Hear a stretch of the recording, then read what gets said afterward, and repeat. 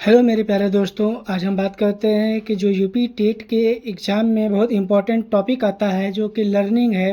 Pedagogy का हम लोग चैप्टर देख रहे हैं और आज हम लोग देखेंगे अधिगम। अधिगम का बहुत इम्पोर्टेंट टॉपिक है जहाँ पे क्वेश्चन बहुत टाइम फार्मूलेट होता है।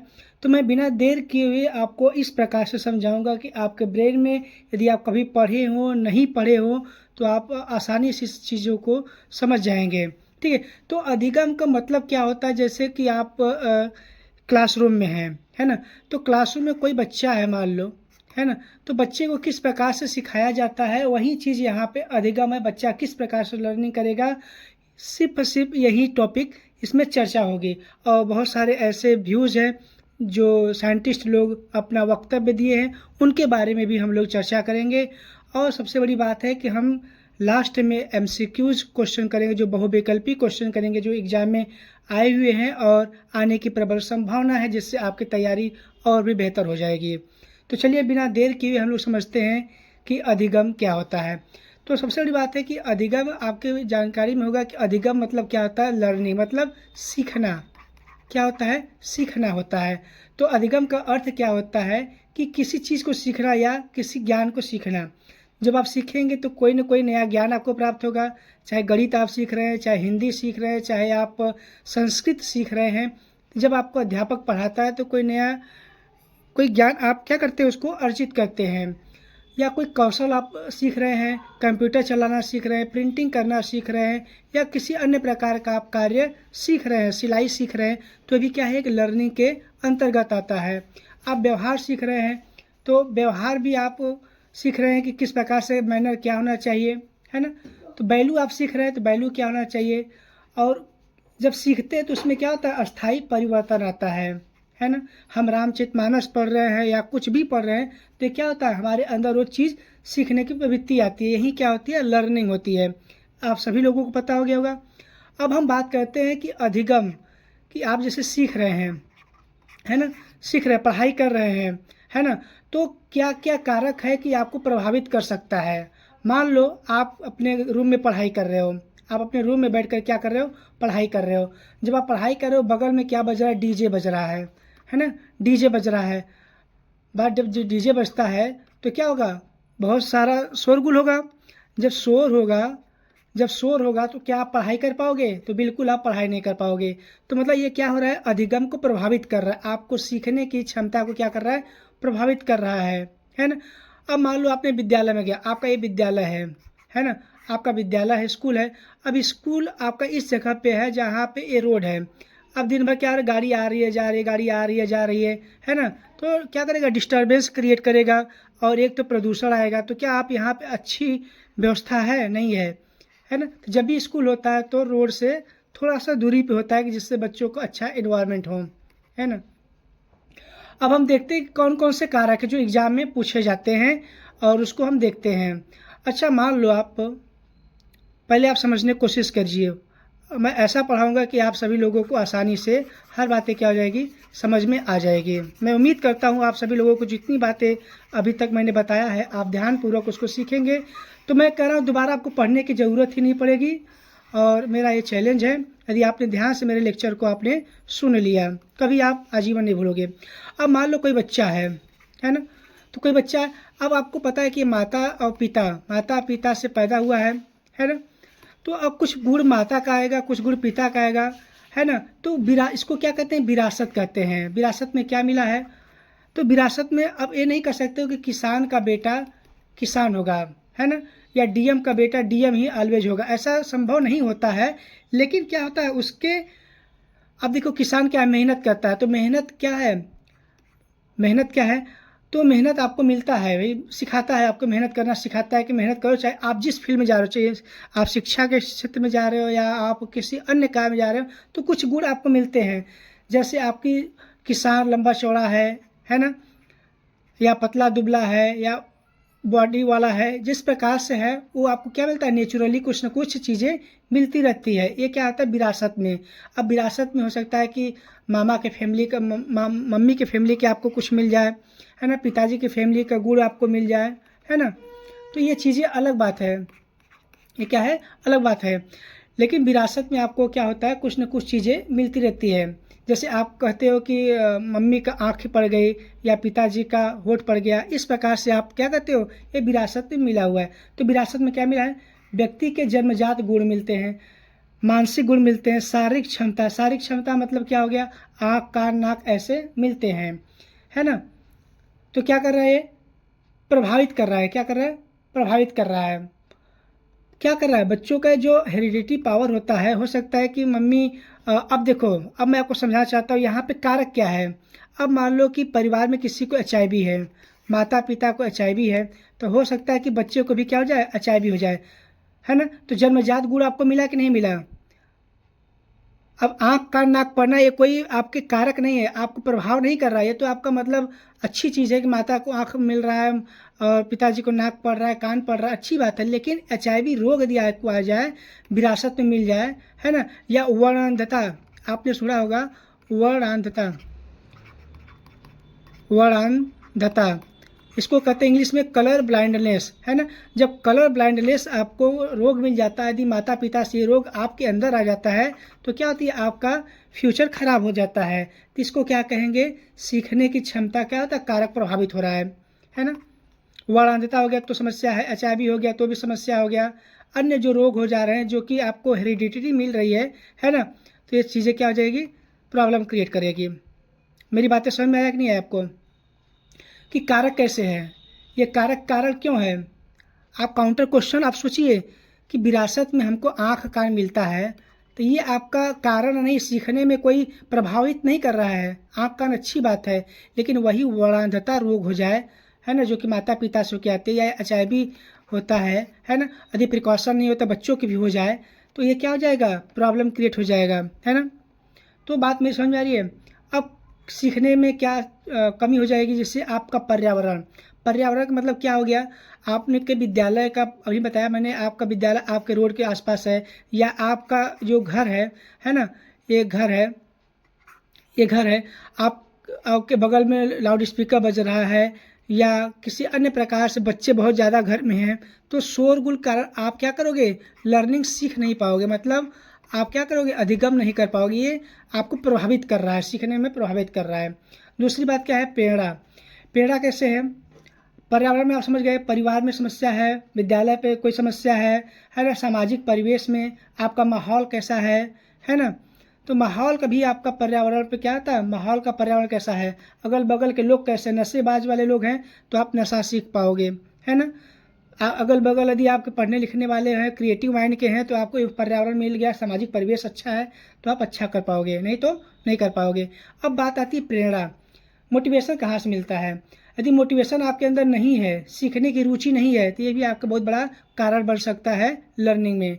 आपका उद्देश्य नहीं है, आप पढ़ाई करते जा रहे हो, आपको बनना है डीएम या पीसीएस अधिकारी, या आपको टीईटी निकालना है ना, बस आप पढ़े जा रहे हो, लेकिन पढ़े जा रहे हो उसका मतलब नहीं समझ पा रहे हो, उद्देश्य नहीं है, और आप में एक्साइटमेंट नहीं है, उत्साह नहीं है ना। तो आपके अंदर उत्साह नहीं है, आप नीरस मन से पढ़ोगे तो भी आप नहीं कर पाओगे। मेरी बातें समझ में आ रही है। तो ये सारे क्या है, कारक हैं। अब बात करता है व्यक्तिगत अंतर, इंडिविजुअल डिफरेंस। अब हर व्यक्ति का बुद्धि क्षमता क्या होता है, अलग अलग होता है ना। एक ही क्लास में एक बच्चा ये है, एक बच्चा ये है, ए और बी, है ना, तो अलग अलग क्या होता है, क्षमता होती है सीखने की। तो ये भी क्या होता है, एक कारक होता है। एक ही एक ही माता पिता के दो बच्चे होते हैं, उनका भी क्षमता क्या होता है, अलग अलग होता है, रुचि भी अलग अलग होती है ना, अनुभव भी क्या होता है अलग, शिक्षा स्तर भी क्या हो सकता है, अलग हो सकता है। तो ये सारे क्या है, सीखने के प्रभावित करने वाले कारक हैं, है ना। लर्निंग करने में क्या होता है, डिस्टर्बेंस पैदा कर सकता है। अब शारीरिक स्वास्थ्य, शारीरिक स्वास्थ्य क्या है, तो स्वस्थ शरीर से ही क्या हो, अच्छा सीखना संभव है। आप बीमार हो, है ना, हमेशा बीमार से ग्रसित हो, है ना, तो आपको सीखने में क्या होगी, समस्या हो जाएगी। हो सकता है कि ब्रेन यदि प्रॉब्लम हो जाए, चोट लग जाए किसी प्रकार से, तो आपकी क्षमता क्या हो जाएगी, समस्या हो जाएगी, आप उसको अच्छे तरीके से नहीं सीख सकते हो।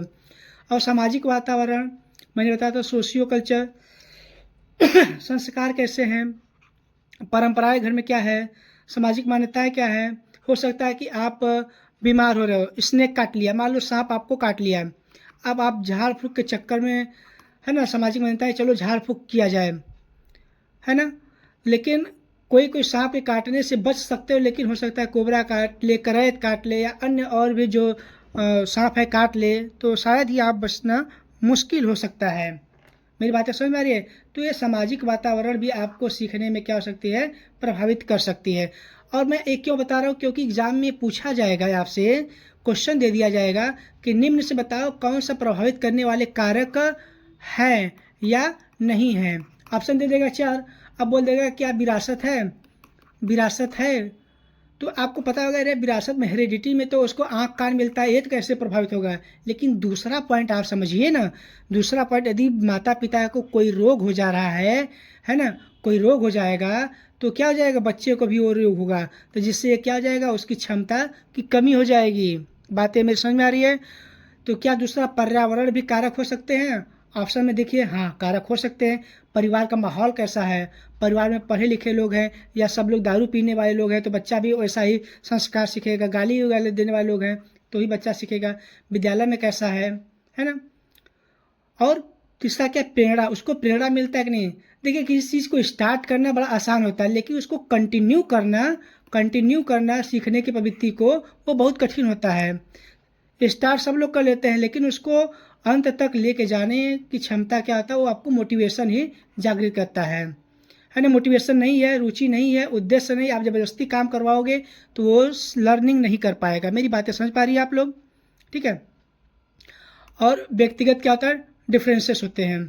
हर व्यक्ति का बुद्धि अलग होता है, रुचि अलग होता है। आप कहोगे कि सब लोग आईआईटी में जाएं, तो सब लोग नहीं जा सकते ना।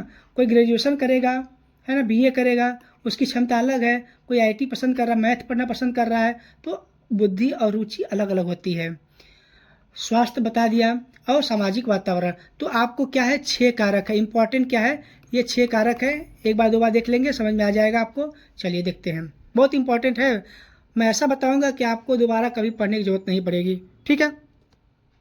अब देखते हैं अधिगम के प्रभावशाली प्रकार, है ना, कि लर्निंग कितने प्रकार से किया जा सकता है, कि इस चीज़ को सीखना हो, है ना, तो कितने प्रकार से आप सीख सकते हो। अब आपको मैं बता रहा हूँ, जैसे आप एक कोई व्यक्ति है, तो आपके पास कितने सेंस है, 5 सेंस हैं। 5 सेंस मतलब एक आँख हो गया, एक नाक हो गया, एक कान हो गया, है ना, और एक क्या होता है, टंग होता है। टंग मतलब जीभ, है ना, जिहवा, जिहवा। और आपका क्या होगा, एक का स्किन, स्किन आप समझ, चमड़ा, स्किन। तो कितने सेंस हो गए, आँख कान नाक, है ना, आँख कान नाक हो गए। तो आँख से आप जब देखोगे तो क्या करोगे, आप सीखोगे। आँख से जो देखोगे, आप आँख से देख रहे हो कि अच्छा वो चीज़ें हैं, तो उसको जो दिखेगा, है ना, नदी है, साइकिल है या कुछ है, तो उसको आप देखते हो तो पहचानने की क्षमता आती है ना। और नाक से क्या होगा, सूंघने के काम आता है। कान से कोई चीज़ सुनोगे, जैसे बच्चा होता है, बच्चा को बुलाओगे बेटा इधर आओ, तो क्या करता, सुनता है, सुन करके क्या करता है, जज करता है कोई बुला रहा है ना। अब क्या आता है, जीभ से, जीवा से क्या करते हो आप लोग, कोई चीज़ आप नमक का चीज़ खा रहे हो तो समझ लगता है नमक है। तीखा खा रहे हो तो लगेगा हाँ तीखा चीज़ है, तो है ना, ये सेंसेस है। तो कितने प्रकार के सेंसेस हैं, तो आपको पता है 5 सेंसेस हैं, है ना। तो ये संवेगी अधिगम मतलब सेंसर से आप कितने सेंस, आपके सेंस से क्या सीखते हो, वो एक प्रकार है। तो मतलब यहाँ पे सिखाया जाएगा कि लर्निंग कितने प्रकार के होते हैं। एग्जाम में कई बार पूछा हुआ है कि इनमें से कौन लर्निंग के प्रकार हैं, मतलब अधिगम के प्रकार हैं। अधिगम कितने प्रकार से किए जा सकते हैं और इनमें से कौन सा है, तो आपको पता होना चाहिए। मैं समझा रहा हूँ। अब जैसे चाय का स्वाद पहचानना है तो किससे पहचानोगे, जीवा से, है ना। जीवा से पहचान लोगे कि ये क्या है, चाय है ना। बातें मेरी समझ में आई जो मैं समझाना चाह रहा था। अब बात करते हैं कॉग्निटिव, है ना। अब मतलब कोई व्यक्ति है, उसको मैं 2+2 समझा रहा हूँ, है ना, तो 4 समझेगा, पढ़ाऊँगा तब। तो धीरे धीरे धीरे धीरे कॉग्निट मतलब क्या आता है, संज्ञान, किसी चीज़ को संज्ञान करना। संज्ञान मतलब क्या होगा कि हम जानना, संज्ञान मतलब जानना, है ना। जाने कैसे, जब उसको सिखाएंगे कि बेटा 2 है तो 2 लाइन खींचो, है ना, 2 आ गया, +2 करना, फिर अगर करो तो कितना आ गया, 4 आ गया। तो इस प्रकार से वो क्या करता है, धीरे धीरे धीरे धीरे अपने ब्रेन का पावर इस्तेमाल करके वो क्या करता है, सीखता है। संज्ञान मतलब क्या होगा, सीखेगा अपने ज्ञान से, है ना। ज्ञान जब होगा क्या होगा, सीखेगा। ज्ञान से क्या करेगा, सीखेगा। गणित का सूत्र धीरे धीरे लगाना प्रारंभ करेगा, है ना। संस्कृत पढ़ना प्रारंभ कर देगा, हिंदी पढ़ना प्रारंभ कर देगा। बातें समझ में आ रही है जो मैं बताना चाह रहा हूँ। अब देखते हैं तीसरा क्या है, मोटर। अब आपके ब्रेन में मैं आपको बता रहा हूँ एक मोटर वर्टेक्स, आपका ब्रेन जो खोपड़ी होता है तो माथा के ऊपर क्या होता है, एक ब्रेन होता है ना सामने, उसमें मोटर वर्टेक्स होता है, motor vertex, vertex vertex motor vertex क्या करता है, ये आपके हाथ को हिलाने में, हाथ खिलाने में, पैर के हिलाने में, बैलेंसिंग करने में, बैलेंस, जैसे अब बैलेंस क्या करना है, जैसे आप साइकिल चला रहे हो है ना, पहली बार साइकिल चला रहे हो तो क्या होता है, बैलेंसिंग करना होता है ना, सीखना होता है। तो ये मोटर वर्टेक्स ब्रेन में आपके ये पार्ट होता है मोटर वर्टेक्स, जो आपके बैलेंस करने सिखाता है, सीखने को सिखाता है। तो वही चीज़ यहाँ पे मोटर अधिगम बन गया है, मोटर अधिगम। मोटर अधिगम नाम कहाँ से आया है, आपके ब्रेन में वो पार्ट है ना, है ना। तो मोटर वर्टेक्स से ही क्या बन गया है, मोटर अधिगम आया है। तो मोटर वर्टेक्स करता क्या है, ये बैलेंस करता है हाथ पाँव है ना, अन्य चीज़ों को बैलेंस करता है, शरीर के ढांचे को बैलेंस करता है। तो आप जब साइकिल चलाते हो तो क्या करते हो, बैलेंस करना सीखते हो, गाड़ी चलाना सीखते हो, पेन पकड़ना सीखते हो है ना। तो पेन पकड़ोगे आप, बच्चा जब पहला होता है, छोटा छोटा बच्चा होता है तो उसको सिखाते हैं, तो पेन पकड़ना सिखाते हैं। तो कौन कौन सा वर्टेक्स मजबूत करता है, तो मोटर वर्टेक्स ब्रेन का ये जो पार्ट है वो आपका हेल्प करता है। तो इसी को कहते हैं मोटर अधिगम, है ना। सामाजिक अधिगम से क्या होता है, जैसे आपने देखा होगा कि सीरियल आता है मोगली, जब छोटा बच्चा होता है तो मोगली देखता है, वीर देखता है, अन्य प्रकार का सीरियल देखता है जिसमें अच्छी चीज़ें क्या करता है, वो दूसरे से सीखता है, हेल्प करना सीखता है ना, शेयरिंग करना सीखता है। घर में क्या होता है, घर में क्या करते हैं, शेयर करना सीखते हैं। मतलब कोई सामान आया, एप्पल आया तो आधा आधा सबको बांटता है, तो बच्चा भी क्या देखता है कि भाई परिवार में ऐसे बांट के खाया जाता है ना। और बात बात में गुस्सा आदि परिवार वाले कर रहे हैं, गाली दे रहे हैं, तो बच्चा भी क्या करेगा, बड़ा करके गाली देना स्टार्ट करेगा। तो सोशल लर्निंग होता है, सामाजिक अधिगम होता है समाज से। तो अब आपको समझना होगा कि कितने प्रकार से हम लर्निंग करते हैं। एक संवेगी है ना, संवेग जो होता है सेंस से, है ना, 5 सेंसेस मैंने आपको बताया। फिर आपके ज्ञान से, बच्चा ज्ञान धीरे धीरे सीखता है। फिर आपके ब्रेन के मोटर अधिगम से, फिर समाज से। तो इम्पॉर्टेंट ये चीज़ें हैं, एग्जाम में पूछा जाता है कि इनमें से कौन सा अधिगम के प्रभावशाली कारक हैं या कौन सा नहीं है, तो आप ध्यान रखिएगा। ठीक है, बातें समझ में आ रही है। अब आते हैं जो इम्पोर्टेंट है, जो थार्नडाइक के अधिगम के नियम है ना। थार्नडाइक साइंटिस्ट है जो कि आप इस पर एक्सपेरिमेंट किए रहते हैं, प्रयोग किए रहते हैं। बहुत इंपॉर्टेंट है ये टॉपिक, बहुत इंपॉर्टेंट है। यदि आपने समझ गया, अब मैं ऐसा समझाता हूँ कि आपको समझ में आएगा ही आएगा, है ना। चलिए देखते हैं क्या है।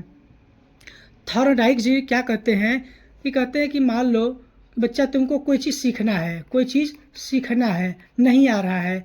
मान लो मुझे एप्पल का स्पेलिंग लिखना है, बेटा तुमको एप्पल का स्पेलिंग नहीं आ रहा है, एलिफेंट का स्पेलिंग नहीं आ रहा है, तो क्या करोगे, है ना। संस्कृत का कोई चीज़ नहीं आ रहा है, या गणित का कोई चीज़ फार्मूला नहीं आ रहा है, या पहाड़ा नहीं आ रहा है। तो पहाड़ा नहीं आता तो हम लोग क्या करते हो, उसको बार बार 2 के 2, 2 दूनी 4, 2 तिया 6, 2 चौके 8, 2 5 10, इसको बार बार क्या करते हो, डेली प्रैक्टिस करवाते हो। करवाते हो कि नहीं करवाते। ABCD क्लास में क्या होता है, डेली बोला जाता है ABCD क ख ग घ, बच्चों को क्या बोला जाता है, प्रतिदिन पढ़ाया जाता है बच्चों को, है ना। तो क्या कहते हैं कि अभ्यास से, थार्नडाइक जी क्या कहते हैं, अभ्यास करिए। कोई चीज़ नहीं आ रहा है तो अभ्यास से क्या होता है, अधिगम मजबूत होता है। मतलब लर्निंग, सीखने की क्षमता क्या रहती है, मजबूत हो जाती है। बातें मेरी समझ में आ रही है। तो सिर्फ इन्होंने क्या कहा है कि अभ्यास करिए, अभ्यास से सब कुछ हो जाएगा, है ना। जो चीज़ नहीं आ रहा, लिखना नहीं आ रहा है, सीखना नहीं आया तो बार बार उसको पढ़ो, बार बार लिखो, तो आपको आ जाएगी। ये इनके प्रयोग, ये एक्सरसाइज कहते हैं, है ना, प्रयोग के नियम है। अब इनके 3 नियम है, थार्नडाइक के 3 नियम। एक प्रयोग, मतलब बार बार क्या करो, अभ्यास करो। और दूसरा क्या, प्रभाव। और तीसरा क्या, प्राप्ति, है ना। अब देखो प्रभाव क्या है, यदि मान लो उसको एप्पल है, हम सिर्फ रटवाएंगे, है ना। एप्पल उसको आज तक हम उसको दिखाए नहीं कि एप्पल कैसा होता है, या उसने कभी नहीं देखा, या ऐसे परिवेश से आ रहा उसने एप्पल नहीं देखा, तो एप्पल रटेगा, एप्पल क्या, सेब है, सेब आज तक देखा नहीं, तो विजुअलाइज नहीं कर पाएगा, विजुलाइज नहीं कर पाएगा और समझ नहीं पाएगा कि एप्पल कैसा होता है, कि रेड होता है, कि काला होता है, हरा होता है, नीला होता है, पीला। लेकिन आप इमेज बनाकर दिखाएंगे, या आपने उसको कहीं वीडियो दिखा दिए सेब का, है ना, तो इस प्रकार से वो क्या करेगा, समझ जाएगा, अरे वाह ये सेब है, खाने लायक चीज़ है। तो उसके दिमाग में फिट हो जाएगा और उसको अच्छा लगेगा कि हाँ यार, सेब का स्पेलिंग सीख लेंगे तो हम भी जब जाएंगे मार्केट में बोलेंगे देखो मम्मी ये एप्पल है, पापा ये एप्पल है ना। तो जब उसको प्रभाव, जब सीखने का परिणाम अच्छा दिखता है, माहौल अच्छा दिखता है, तो उसको और मज़ा आएगा। परिणाम अच्छा आता है ना, तो मतलब खुशनुमा माहौल मिल जाएगा उसको, खुशनुमा मतलब खुश हो गया बच्चा, है ना। उसको सीखने के जो परिणाम उसको बता दिया जाए, बेटा इसको सीखोगे तो ये चीज़ आप कर सकते हो। हम 2+2 कर रहे हैं, क्या है क्यों कर रहे हैं नहीं पता, तो बेटा समझाएंगे। जब दुकान पे जाओगे तुम तो 2 रुपए का टॉफ़ी लोगे तो कहीं उल्लू बना करके आपका सारा पैसा लेकर एक ही टॉफ़ी दे देगा, तो उसको सीखने में मज़ा आएगा। अरे हाँ यार, हम 2 रुपए का सिक्का लेके जाएंगे या कुछ टॉफ़ी लेंगे तो हमको कोई उल्लू नहीं बनाएगा, है ना। तो इस प्रकार से उसको समझाएंगे तो उसको क्या मज़ा आएगा। जब परिणाम मज़ा आएगा तो वो बार बार सीखेगा। प्रभाव, यही थायराइड कहते हैं कि यदि बच्चे को मज़ा आ गया, यदि बच्चा खुश हो गया तो वो बार बार उस चीज़ को प्रयोग करेगा, बार बार सीखेगा उस चीज़ को, नहीं तो एक बार प्रयोग करके छोड़ देगा। बातें समझ में आ रही है। अब प्राप्ति का नियम क्या कहलाता है, देखिए मैं तीनों चीज़ बता रहा हूँ, बहुत आसान भाषा में समझ में आए, अब क्वेश्चन भी कराऊंगा, है ना, समझ में आ जाएगा आपको। लॉ ऑफ रेडीनेस है ना, प्राप्ति। देखिए आप कोई सी चीज़ को सिखाना चाहते हैं, किसी बच्चे को साइकिल सिखाना चाहते हो या किसी बच्चे को पढ़ाना चाहते हो, तो ज़बरदस्ती मार कर आप नहीं पढ़ा सकते हो। या मान लो आप साइकिल या आप गाड़ी सीखना चाहते हो, तो क्या गाड़ी चलाना सीखना है तो क्या करोगे आप, यदि आप खुद से तैयार नहीं हो, खुद से तैयार नहीं हो, प्राप्ति नहीं है आपके अंदर, इच्छा नहीं है ना, रेडी नहीं हो, आपका मन तैयार नहीं है, तो आप उस कार्य को नहीं कर पाओगे, है ना। तो ध्यान नहीं लगा पाओगे, किसी भी तरीके से हो जाएगा। बातें समझ में आ रही है। तो सीखने के लिए तैयार आप, यदि आप रेडी हो तभी आप कर पाओगे। ऐसे मान लो कि किसी बच्चे को आपको पढ़ाना है ना, लेकिन बच्चा क्या है, भूखे पेट बैठा हुआ है, तो कितना भी आप पढ़ा लो उसका ध्यान नहीं लगा पाएगा, क्लास में क्या करेगा, कभी नहीं लगा पाएगा। बातें समझ में आ रही मेरा। तो थायराइड जो थे, थायराइड के नियम का क्या है, व्यवहारिक उपयोग है ना। तो जैसे आप विद्यालय में आप सिंपली देख ही रहे हैं कि अभ्यास से कैसे होता है ना, परिणाम अच्छा मिलेगा, उसको सीखने में मज़ा आ जाएगा और तत्पर रहेगा। 3 चीज़ है। अगला देखते हैं, और भी अन्य लोगों का देखते हैं, बहुत आसान तरीके से मैं समझाऊंगा। आपने देख लिया थायराइड का, देख लिया थायराइड का आपने देख लिया, क्या था इसका कि बार बार अभ्यास, बार बार अभ्यास करो, बार बार अभ्यास करो, है ना, अभ्यास। और एक क्या था, जब खुशनुमा माहौल मिलेगा, और एक तीसरा क्या था, रेडीनेस, है ना, खुश रहेगा, बार बार अभ्यास करेगा, सीखेगा। प्रयोग, ये प्रयोग का नियम था। प्रयोग कैसे करेगा, जब आप इसको बार बार अभ्यास कराएंगे, खुशनुमा माहौल होगा तो ये दोबारा आपके क्या करेगा, स्टार्ट करेगा। रेडी तब भी होगा जब सीखेगा, कब, जब रेडी रहेगा। अब आगे बात करते हैं पैवलोव का। पैवलोव का नियम क्या कहता है, सिद्धांत क्या कहता है, परिवर्तन सिद्धांत क्या कहता है, कि क्लासिकल कंडीशनिंग क्या कहता है। जैसे आप समझो बात को, किसी लोग को नियम बना, जैसे आप बच्चे हैं, सब है स्कूल में, क्या बच्चे हैं, है ना, अब स्कूल चल रहा है ना। तो जब तक घंटी नहीं लगी रहती है, तब तक बच्चे शांति से कक्षा में क्या होते हैं, बैठे रहते हैं। लेकिन जैसे ही घंटी क्या आता है, टन टन टन टन आवाज़ आता है, बच्चे क्या आता है, तुरंत ही भाग जाते हैं। यदि किसी मान लो किसी क्लास के बच्चे, मान लो 6, 7, 8 या 1, 2, 3, 4 पर किसी बच्चे को क्लास में कहो कि बेटा तुम 5 मिनट रुके रहो, 5 मिनट रुके रहो, है ना, अभी घंटी लग गया है लेकिन तुम 5 मिनट रुके रहो, एक चैप्टर पढ़ा लेते हैं।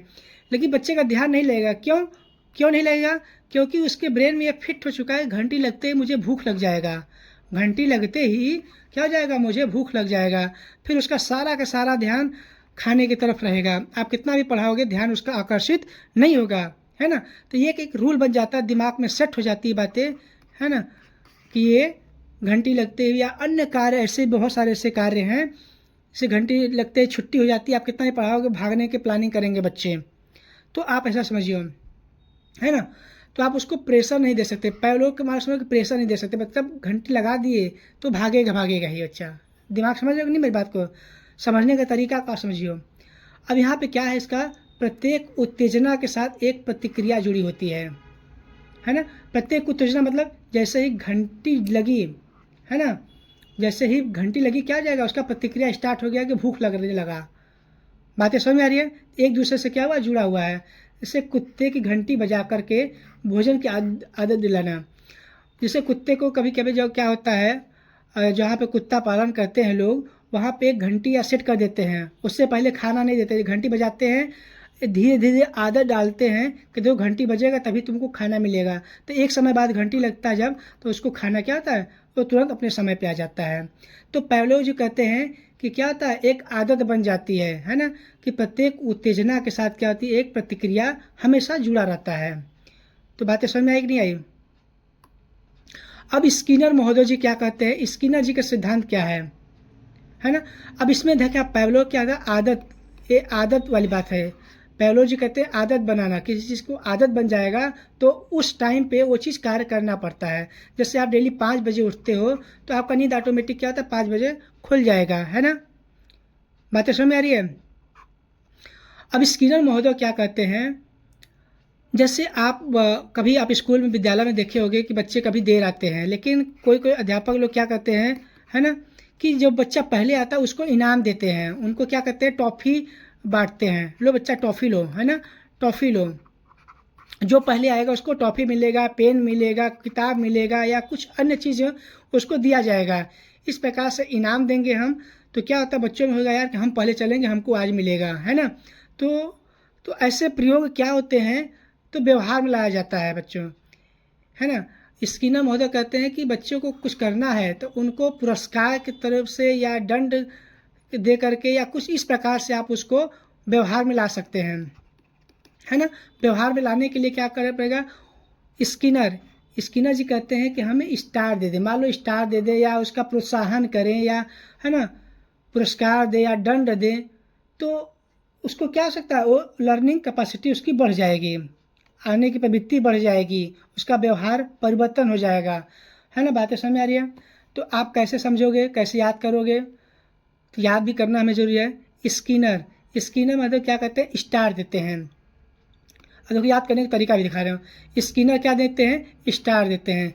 स्टार कब देते हो आप क्लास में, है ना, किसी बच्चे को कहते हैं स्टार बच्चा है, मतलब वो डेली स्कूल आता है, उसका व्यवहार अच्छा है, तो आप व्यवहार से नियम, एग्जाम में पूछेगा कि व्यवहार का नियम किसने दिया था, व्यवहार से सीखने का नियम तो स्किनर महोदय ने दिया था। और आदत का नियम से कौन दिया था, है ना सॉरी, तो आदत का नियम पावलोव ने आदत बना दिया, है ना।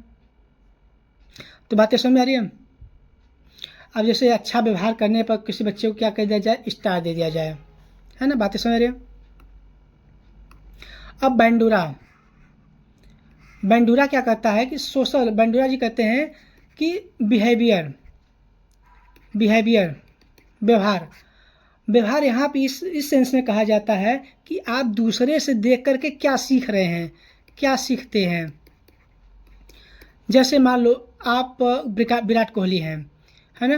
कोहली को देखकर, कोहली के दाढ़ी को देखकर, कोहली के स्टाइल को देख करके बहुत से यूथ क्या करते हैं, उनके जैसा दाढ़ी रखते हैं। अब बहुत से लोग इंस्पायर होते हैं, उनके जैसा क्रिकेट खेलना चाहते हैं, महेंद्र सिंह धोनी जैसा कूल बनना चाहते हैं, है ना। और कोई अपने राजनेता को देख करके उनके जैसा व्यवहार करना चाहता है। तो उनके जीवन में कोई ना कोई मॉडल होता है, कोई ना कोई रोल मॉडल होता है ना। तो जब कोई रोल मॉडल होगा तो उनसे हम जो चीज़ सीखते हैं उसको क्या कहता है कि ये मॉडलिंग के आधार पर सीख रहा है व्यक्ति, मतलब सोशल लर्निंग कर रहा है।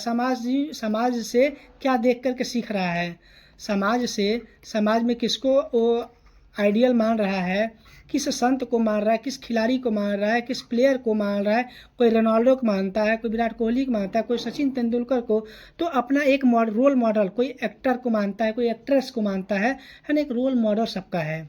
तो बातें समझ में आ रही है? तो बेंडूरा जी कहते हैं कि सोशल लर्निंग से हम लोग क्या करते हैं, सीखते हैं किसी को रोल मॉडल बना करके, है ना। अब बैंड लोग बजाते हैं, इससे बेंडूरा से क्या, बैंड मतलब बाजा वाजा बजाते हैं। जब बाजा बजता है तो कोई एक्टर एक्ट्रेस नाचती है तो उसको सोचते हैं यार मेरे जैसा हीरो है, मैं भी ऐसा डांस कर सकता हूँ, तो रोल मॉडल हो गया। तो याद करने का तरीका मैं बता रहा हूँ। बातें सुने। अब कोहलर जी की बातें करते हैं। कोहलर का अंतर्दृष्टि सिद्धांत। अंतर्दृष्टि मतलब क्या आता है, आपके अंदर भाव से, जैसे आपने अंदर भाव से कहा कि ये अच्छा काम है ना, ये बुरा काम है, आपके अंदर भाव आता है कि अच्छा काम है, ये बुरा काम है। अंतर्दृष्टि, अंतर आत्मा बताते हो ना, कि अंतर आत्मा से। जैसे मान लो आप कि इस चीज़ को कैसे सीखोगे। अब मान लो आप एक पिंजड़े में हो, ये पिंजड़ा है, आप पीछे उसके पड़े हो, कैद हो, तो आप सोचोगे ना कि कैसे इससे बाहर निकलें, या आपने कहीं जा रहे हैं, आपका साइकिल पंचर हो गया, आपको चोट लग गया या आप कीचड़ में गिर गए, तो क्या करोगे आप? तो आप क्या करोगे? वही चीज़ अंतर मन से कहा, या तो जाकर लड़ाई कर लो कि जो कीचड़ में गिराया है या जो कीचड़ फेंका है, या आप दूसरा कार्य क्या करोगे कि आप जाकर साफ कर लो, है ना? तो आपके अंदर अंतर्दृष्टि आपकी क्या कह रही है, इनसाइट लर्निंग आपके अंदर की क्या बोल रही है कि किसी समस्या का हल सोच समझ कर निकालते हैं या किस प्रकार से निकालते हैं, वही आपका कोहलर जी कहते हैं। कोहलर जी का क्या सिद्धांत है कि अंदर मन से आप किस प्रकार से किसी समस्या को समझते हैं और हल निकालते हैं। जैसे मान लो पक्षी है, किसी पिंजरे में बंद हो गया तो बाहर निकलने की कोशिश करता है ना? हो सकता है प्रयास उसका सफल हो, असफल हो, लेकिन वो कोशिश करता है, अपने अंदर मन से पूरी ताकत से सीखता है। बातें समझ आ रही हैं? अब देखते हैं ग्याजे का नियम। ग्याजे का नियम क्या कहता है? ज्ञान कहता है। ग्याजे से ज्ञान, है ना? ज्ञान जब आपके अंदर रहेगा तभी आप एक्सपेरिमेंट करोगे। बातें समझ मेरी? जब आप मान लो साइकिल चलाते थे पहले, जब आप साइकिल चलाते थे, याद रखिए, जब शुरू में साइकिल चलाते थे तो बहुत ध्यान से देखते थे चक्का किधर जा रहा है, कहीं गिर न जाए, पड़ जाए। जब आप थोड़ा सा एक्सपर्ट हो गए, जब थोड़ा सा एक्सपर्ट हो गए तो क्या करने लगे? एकदम तगड़े में आप चला रहे हो। जब और एक्सपर्ट हो जाते हो तब हैंडल भी कभी कभी आप छोड़ देते हो हीरोगिरी में। तो मेरी बात समझ रहे हो कि ज्ञान से धीरे धीरे आपके अंदर क्षमता आ गया और वो बैलेंस पावर आ गया, सब कुछ आ गया। अब मान लो आप लाइब्रेरी में गए, पढ़ाई कर रहे हो, लाइब्रेरी में गए, है ना? तो लाइब्रेरी में जब जाओगे, एक्सपेरिमेंट करोगे, तो धीरे धीरे एक्सपेरिमेंट करते करते आपको पता चलेगा हाँ हमें ये चीज़ सीख रही है। आपने थॉमस एल्वा एडिसन का नाम आप सुना होगा। एडिसन जी का नाम आपने सुना होगा। इन्होंने हजारों एक्सपेरिमेंट किया, हजारों एक्सपेरिमेंट करने के बाद इन्होंने पता चला कि विद्युत बल्ब का निर्माण कैसे होता है ना? तो प्रयोगशाला में क्या होता है, जब यदि आपका ज्ञान है तभी आप एक्सपेरिमेंट कर पाओगे, पढ़ाई कर पाओगे, कुछ उस पर एक्सपीरियंस कर पाओगे। तो ग्याजे क्या कहते हैं कि व्यक्ति अनुभव से सीखता है, मतलब ज्ञान से सीखता है। जैसे एग्जाम्पल, प्रयोगशाला में यदि विज्ञान का कोई कार्य करना है तो आपके अंदर ज्ञान होगा तभी आप प्रयोग कर पाओगे। बातें में समझ में आ रही है? बहुत आसान भाषा में समझा रहा हूँ, बहुत डिटेल में, एक ही बार में आपको समझ में आना चाहिए, बार बार पढ़ने की ज़रूरत नहीं है। पेवलो आदत हो गया, स्किनर क्या हो गया?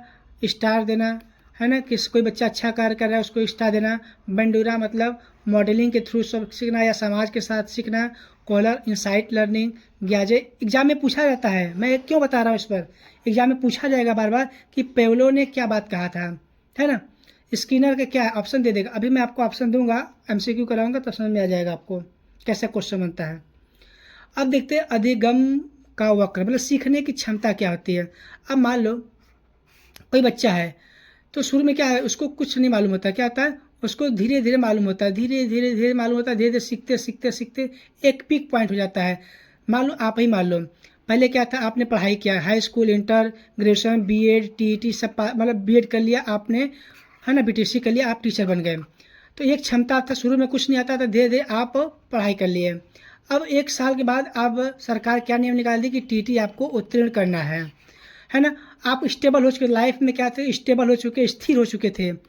अब आपके जीवन में कोई टेंशन नहीं था पढ़ने का, सिर्फ पढ़ा रहे थे आप, है ना? उस पर एक्सपर्ट हो गए थे। लेकिन सरकार ने या कोई अन्य ने, सुप्रीम कोर्ट ने या कोई नियम निकाला कि आपको टीटी उत्तीर्ण करना होगा। तब आपके अंदर क्या हलचल पैदा हो गई, जब आपकी लाइफ स्टेबल हो चुकी थी, है ना? सीखने की क्षमता क्या होती, स्टेबल हो चुकी थी। लेकिन तब आपको फिर दोबारा क्या करना पड़ेगा, स्टडी करना पड़ेगा। तो वही चीज़ कहता है कि एक स्टेज होता है, सीखने का स्टेज होता है, लर्निंग कर्व होता है कि धीरे धीरे धीरे धीरे चलता आता है, फिर एक टाइप पे स्टेबल हो जाता है। अब देखते हैं अधिगम वक्र से यह समझा जाता है कि समय के साथ सीखने में कैसे सुधार होता है ना? प्रारंभ में अधिगम क्या होता है, सीखने की क्षमता धीमी होती है, फिर तेजी से बढ़ता है ना? फिर क्या होता है, स्थिर हो जाता है। कारण पहले हम लोग अभ्यास करते हैं, फिर क्या होता है, रुचि लेते हैं, एक्साइटमेंट हो जाता है, अरे हम लोग एक्साइटेड है, अरे गजब मजा आ रहा है। फिर अनुभव के साथ साथ सीखने पर बढ़ने पर क्या होता है, सीखना सरल हो जाता है। क्यों? अब संस्कृत के मास्टर आप हो गए या हिंदी के मास्टर हो गए, गणित के मास्टर, आपको सिर्फ गणित पढ़ाना है तो गणित पढ़ाते पढ़ाते अभ्यस्त हो गए, बाद में आपको दोबारा किताब उठाने की जरूरत नहीं पड़ेगी, तो आपको क्या होगा, एक अभ्यस्त हो गए हो। लेकिन अब क्या होगा, आपको अब टीटी के एग्ज़ाम के लिए सारे सब्जेक्ट आपको पढ़ना पड़ेगा, तो अब फिर आपका ब्रेन में हलचल उत्पन्न हो गया, है ना? अधिगम में कारण क्या है, अधिगम में कठिनाई हो जाएगी, है ना? नई चीज़ सीखते समय क्या आता है, कठिनाई आती है। अभ्यास में कमी, ये भी कारण है। अभ्यास न करने से लर्निंग धीमा हो जाएगा। प्रेरणा कमी से, प्रेरणा नहीं होने पे लर्निंग क्षमता रुक जाएगी। तो बातें समझ आ रही है। अधिगम का वक्र क्या है, पहले शुरू में धीमे होता है, फिर एक बार एक्साइटमेंट मोड होता है, फिर उसके बाद क्या होता है, आप स्टेबल हो जाते हो। अब एक क्वेश्चन देखता हूँ। देखिए क्वेश्चन आप क्या है, थायराइड के प्रभाव का नियम है ना, लॉ ऑफ इफेक्ट। एक मैंने देखा था, क्या देखा था, सीखने का, है ना। 3 नियम देखे थे, एक सीखने का, एक प्रभाव का, एक रेडीनेस का, प्राप्ति का। बातें समझ आ रही है। तो ऑप्शन देखते हैं, थायराइड क्या कहते हैं, बार बार अभ्यास करने से अधिगम मजबूत होता है। दूसरा, सुखद परिणाम से अधिगम क्या होता है, अस्थायी होता है। तीसरा ऑप्शन, अधिगम तभी होता है जब बच्चा तैयार होता है। डी, दूसरों को देखकर अधिगम होता है। अब बताइए कौन सा आंसर होगा इसमें से। तो बार बार अभ्यास करने से ये क्या था, थायराइड का पहला प्रयोग था। पहला क्या था, प्रयोग था। ये प्रयोग था, एक्सरसाइज था, थायराइड का प्रयोग नियम। प्रयोग नियम हो पूछता तो हम कहते हैं कि प्रयोग कैसे किया था, बार बार अभ्यास करने से प्रयोग होता है। लेकिन प्रभाव क्या है, उसका इफेक्ट क्या पड़ेगा, जब बच्चे को हम एप्पल सिखा, एप्पल के बारे में बता रहे, APPLE, है ना, उसको बार बार रटा रहे थे, प्रयोग है। लेकिन जब उसको चित्र देख करके देंगे या उसको खाने के लिए दे देंगे हम, तो खुश होकर के उसका स्पेलिंग भी याद कर लेगा, है ना। तो ये सुखद परिणाम जब आएगा उसको, तभी वो क्या कहेगा, प्रभाव उसका दिखता है। और अधिगम तभी तत्पर होता है जब ये रेडी रहेगा, मतलब प्राप्ति हो जाएगी कि नहीं, हाँ इस चीज़ को प्राप्त हो जाएगा, रेडी हो जाएगा, है ना, ब्रेन से रेडी हो जाएगा सीखने के लिए। ये अधिगम का तीसरा नियम था। बातें समझ आ रही है। अधिगम का प्रथम नियम प्रयोग का नियम होता है, दूसरा नियम क्या था, प्रभाव का नियम, तीसरा क्या था, रेडीनेस का, प्राप्ति का नियम। ठीक है, तो आंसर क्या है हमारा, सुखद परिणाम से अधिगम अस्थायी होता है। नेक्स्ट क्वेश्चन देखते हैं, सामाजिक अधिगम सिद्धांत, सोशल लर्निंग थियरी किसने प्रस्तुत किया था, स्किनर ने, बेंडूरा ने, पियाजे ने, कोहलर ने।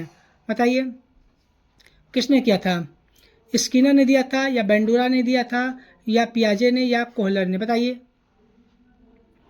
तो किसने दिया था, बेंडूरा ने दिया था। कौन दिया था, बेंडूरा। बिहेवियर से, मैंने बताया था ना कि समाज में कैसा लोग करेंगे कार्य, वैसा ही क्या करेगा, बच्चा भी सीखेगा, है ना। तो सामाजिक, जैसे मान लो ये मॉडल है, मैंने बताया था बैंड बजा, बैंड बज रहा ना, बैंड जब बजता है, बैंड बाजा बजता है, बैंड बाजा, तो कोई ना कोई डांस करेगा, है ना।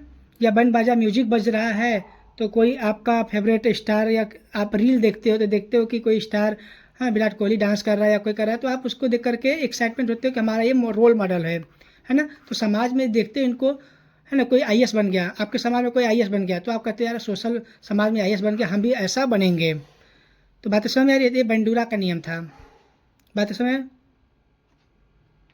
चलिए नेक्स्ट देखते हैं, अधिगम वक्र, लर्निंग कर्व क्या दर्शाता है, क्या केवल अभ्यास दर्शाता है, अभ्यास की कठिनाई दिखाता है, नहीं।